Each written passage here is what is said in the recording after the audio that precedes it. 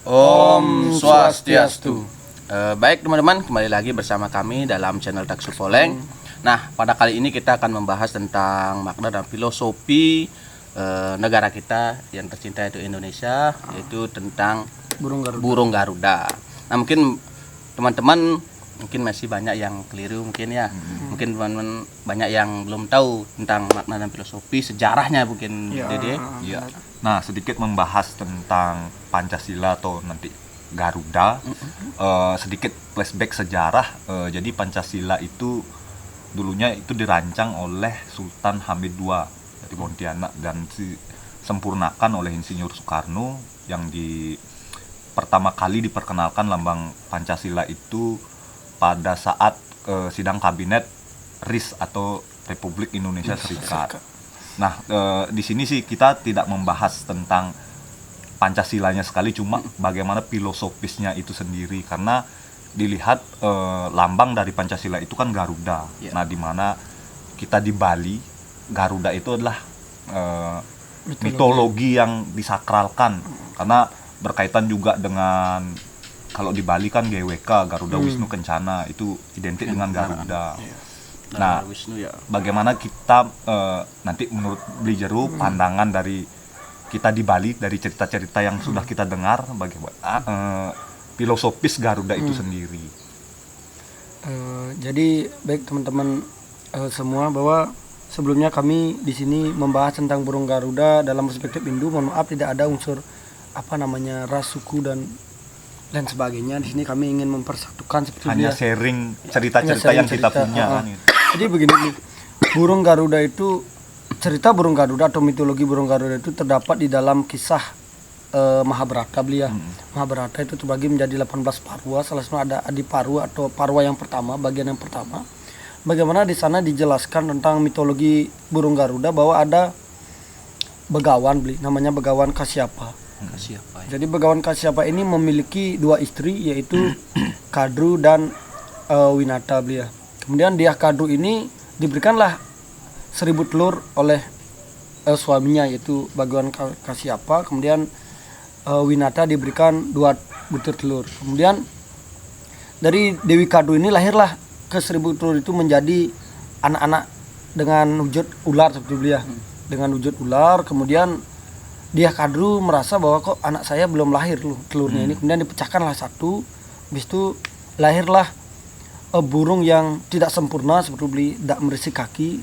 Jadi burung ini adalah burung Aruna Aruna. Ya, kemudian burung ini menjadi tunggangan daripada Dewa Surya seperti belia kisahnya. Nah, kemudian jangka waktu yang sekian lama lahirlah akhirnya telurnya lagi satu. Telur lagi satu ini yaitu disebut dengan burung Garuda di kisah mitologi itu. Kemudian diceritakan bahwa dia Kadru dengan Dewi Winata ini bersayembara seperti dia. Bersayembara pada saat itu ada pemutaran Gunung Mandaragiri. Mungkin kita sudah sering mendengarkan bagaimana bahwa Gunung Mandaragiri ini adalah ada lautan susu yang diputar untuk memunculkan tirta amarta atau tirta kehidupan.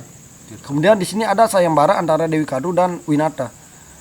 Sayembaranya adalah siapa yang berhasil nanti menebak warna kuda yang keluar daripada hasil pemutaran Gunung Mandaragiri, dia akan menjadi atasan, dalam artian yang kalah tebakannya itu akan menjadi budak selamanya seperti itu.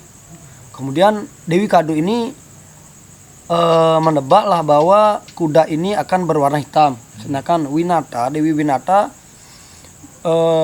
menebak bahwa kuda ini berwarna putih. Sebenarnya kuda ini hitam putih. Kemudian didengarlah oleh anak-anak daripada dia Kadru, ular-ular ini. Dia mendengar, dia cerita kepada ibunya bahwa yang nanti keluar itu adalah kuda warnanya putih. Kemudian dia Kadru ini takut menjadi budak, disuruhlah anak-anaknya dengan tipu muslihat untuk menyemburkan bisa ularnya, bisa naga-naganya itu di tubuh kuda itu. Akhirnya kuda itulah muncul dengan warna hitam. Nah, kemudian dia Winata ini menjadilah budak daripada dia Kadru. Kemudian Garuda ini ingin menyelamatkan ibunya supaya tidak menjadi budak lagi. Kemudian dia menanyakan kepada ibu tirinya, dia Kadru, apa yang harus saya lakukan supaya ibu saya tidak menjadi budak lagi. Jadi diberikanlah syarat supaya kamu mengambilkan tete amerta yang ada di surga untuk diberikan kepada dia kadru. Kemudian burung Garuda ini menyepakati hal itu dan dia pergi ke surga. Kemudian dia bertempur dengan dewa-dewa di sana. Kemudian turunlah Dewa Wisnu. Dihampiri oleh Dewa Wisnu. Dewa Wisnu berkata, saya akan memberikan kamu tete amerta dengan catatan kamu harus menjadi tunggangan saya. Seperti itu.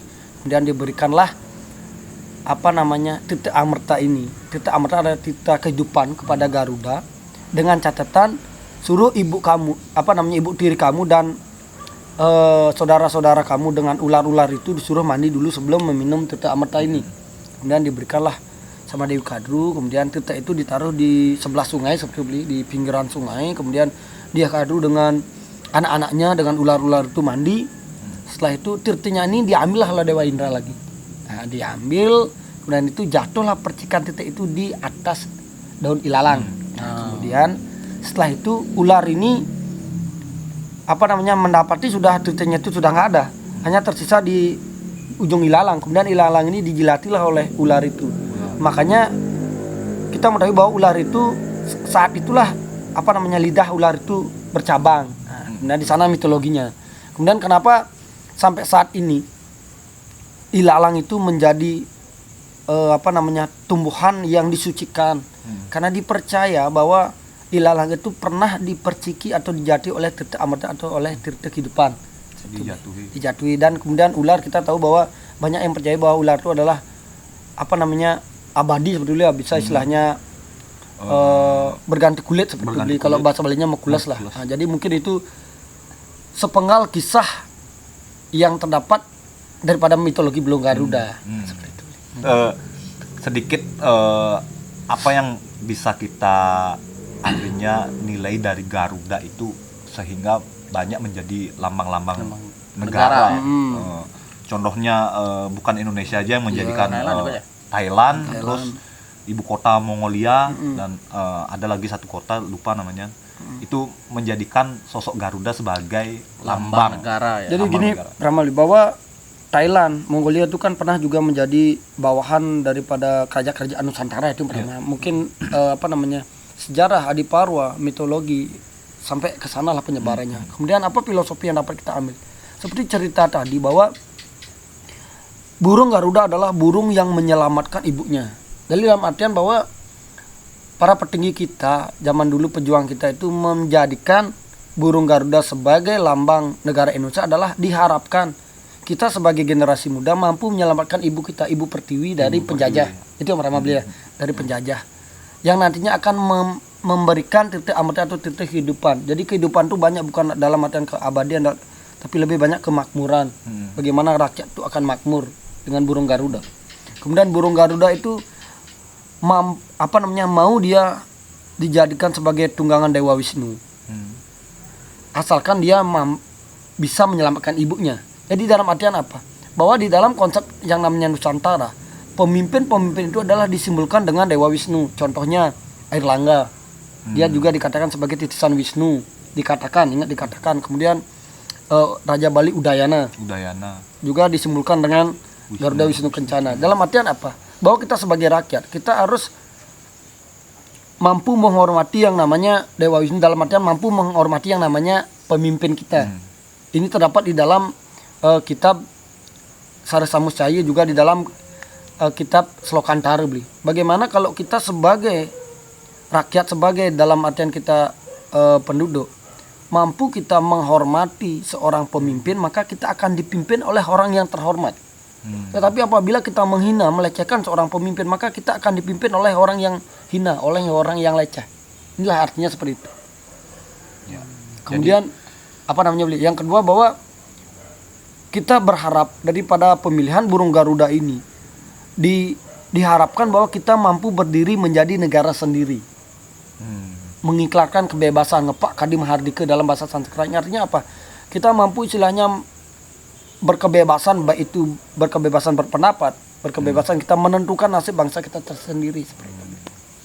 Dan Wisnu itu dilambangkan juga kan sebagai pemelihara. Benar. Mungkin diharapkan biar bisa bagaimana memelihara Nusantara ini atau kita menganggap Nusantara ini adalah ibu pertiwi kita kan. Itu juga burung Garuda ini kan burung cerdik juga ya. Mungkin tokoh kita dulu pakai lambang Garuda ini agar kita melebarkan sayap. Benar. Negara kita. Nah, Beli Jero. Nah, berbicara mengenai lambang Garuda ini, Beli Jero. Di lambang Garuda ini kan di kakinya memegang pita. Nah, yang ada tulisannya Bhinneka Tunggal Ika. Itu mungkin bisa dijelaskan dulu, Beli Jero. Jadi gini Beli, kalau kita menjelaskan ini kan dari sumber dari Beli ya. Jadi sumber ini terdapat di kitab atau kekawin Sutasoma Beli ya, yang dikarang oleh Empu Tantular. Jadi kita pelan-pelan dulu yang pertama, bahwa Sutasoma itu juga memiliki suatu arti Beli ya. Suta itu artinya anak, bahwa Soma itu adalah bulan. Jadi bukan dalam artian Soma hari Senin, bukan. Soma itu adalah bulan, bagaimana Suta itu adalah anak. Dalam artian apa? Di dalam sifat kepemimpinan itu disebut dengan Astebrata. Di dalam kitab Niti Sastra ada namanya Astebrata, bahwa ada 8 karakter, 8 sifat yang harus dimiliki kita sebagai seorang pemimpin. Salah satunya adalah candra. Bagaimana seorang pemimpin itu harus mampu menempatkan diri kita seperti ibaratnya bulan, seperti beliau, bahwa mampu menyinari kegelapan. Jadi artinya apa? Bahwa Sutasoma ini, kitab Sutasoma itu yang dibuat oleh Empu Tantular. Tan artinya tidak, tular itu artinya terpengaruh, bahwa beliau yang teguh dengan pendirian beliau, tidak mau menjadi raja sebelum beliau mampu mendamaikan konflik yang terjadi di Nusantara antara Siwa dan Buddha. Ini kan pernah terjadi konflik di Nusantara. Inilah yang beliau cetuskan di dalam kekawin kitab Sutasoma Beli.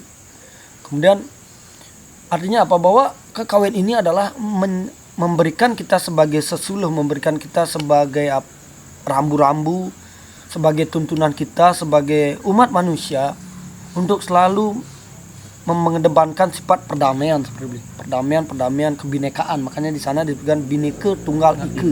Bhinneka ini artinya bermacam-macam. Tunggal itu satu, Ika itu. Jadi sebenarnya di dalam kitab Sutasoma itu yang berbunyi adalah Bhinneka Tunggal Ika Tanhana Dharma Mangeru. Ya, artinya apa? Biarpun kita berbeda-beda, kita memiliki perbedaan pendapat, perbedaan ras, agama, tetapi tujuan kita adalah satu, kebenaran yang hakiki, kebenaran yang absolut adalah milik Tuhan. Jadi ini adalah yang membedakan kita adalah sudut pandang kitab suci kita, sudut pandang agama kita, tapi tujuan kita adalah satu, Tuhan. Sebenarnya itu Beli. Nah, secara sejarah juga Bhinneka Tunggal Ika itu tidak digunakan tidak setelah baru Indonesia merdeka, tapi dari catatan sejarah sih itu sudah digunakan sejak zaman Majapahit. Karena waktu sejarah Majapahit dikatakan bahwa agama yang hidup di sana itu artinya ada 2. Waktu itu agama Hindu dan Buddha.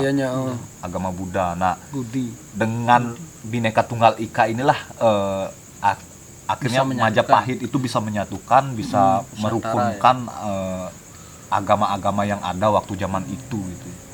Nah, itulah menjadi inspirasi bagaimana Indonesia itu bisa menggunakan. Jadi gini juga filosofisnya Beli. Agama, kalau kita di Nusantara kan dulunya kita mengenal tentang paham, bisa dikatakan suatu keyakinan, disebut dengan Siwa Buddha Beli ya.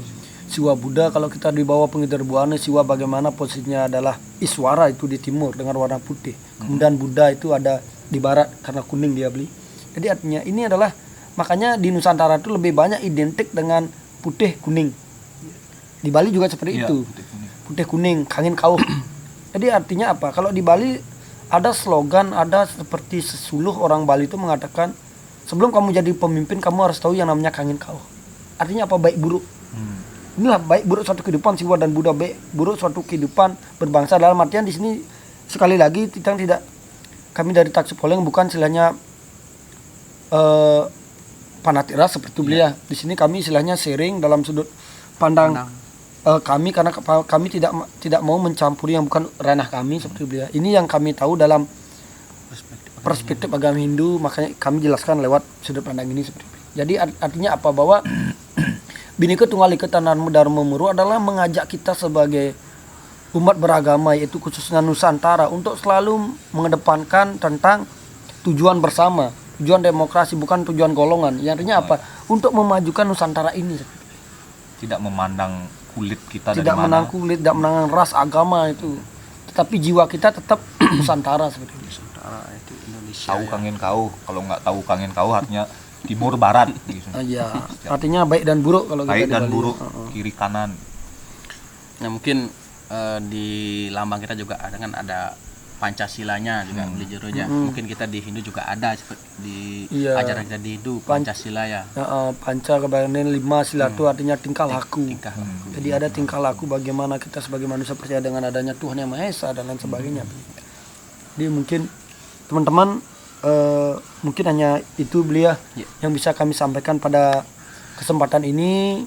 Jika ada teman-teman saudara kami Taksu Poleng baik itu dari agama Muslim, agama Nasrani, Buddha, Konghucu memiliki filosofi yang berbeda dari apa yang kami berikan tadi, itu sah-sah aja. Intinya kita di sini ingin mengajak, ayo kita istilahnya berjuang sama-sama dalam suku apapun, ras apapun untuk membuat Indonesia bangkit lagi, mengepakkan sayap kita seperti burung Garuda. Mungkin itu Ingat sejarah karena diproklamasi. Indonesia ini dibentuk dari berbagai macam suku. Iya.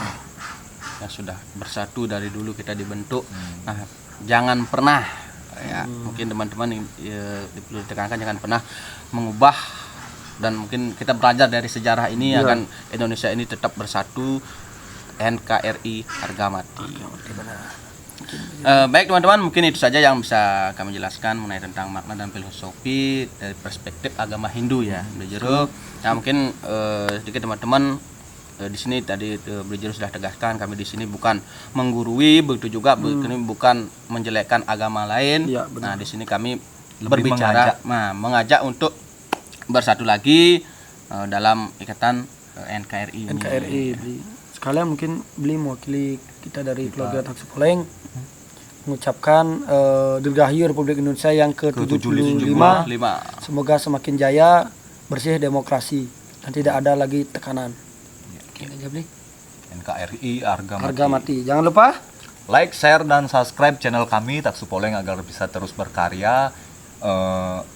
Bisa sharing-sharing informasi juga di komen atau ikuti IG kami Taksu Poleng. Aku lebih suka pemuda yang merokok dan minum kopi sambil diskusi tentang bangsa ini daripada pemuda kutu buku yang hanya memikirkan diri sendiri. Insinyur Soekarno. akhir kata kita tutup dengan Paramasanti. Om Santi Santi Santi.